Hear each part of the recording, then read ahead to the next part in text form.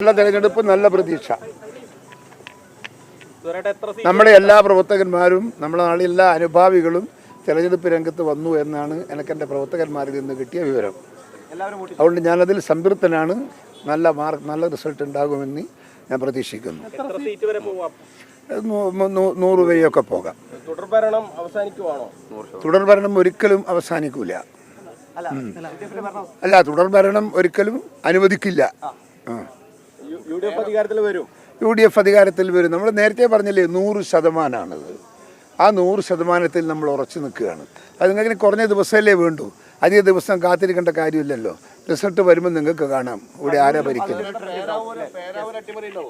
പേരാവൂരൊന്നും ഒരട്ടിമറി നടക്കാൻ സാധ്യതയില്ല. ഞാൻ ഇന്നലെയൊന്നും എല്ലാം ഞാനിത് ആ ഭാഗം പരിശോധിച്ചതാണ്. ആ പരിശോധനയിലൊന്നും വലിയ അപാകതയുണ്ട് എന്ന് എനിക്ക് തോന്നിയിട്ടില്ല.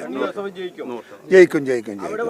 സണ്ണി വക്കീലിനെതിരായിട്ടുള്ളൊരു വികാരത്തിൻ്റെ പ്രതിഫലനമാണ് നിങ്ങൾ ഈ കാണുന്നതും കേൾക്കുന്നതും ചോദിക്കുന്നതും എല്ലാം.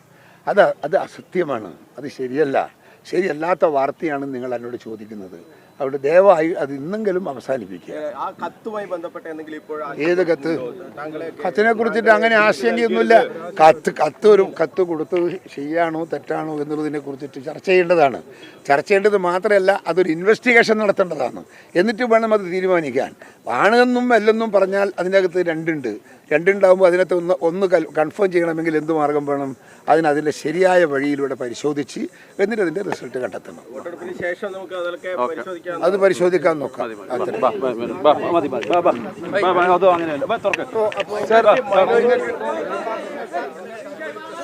കഴിഞ്ഞു.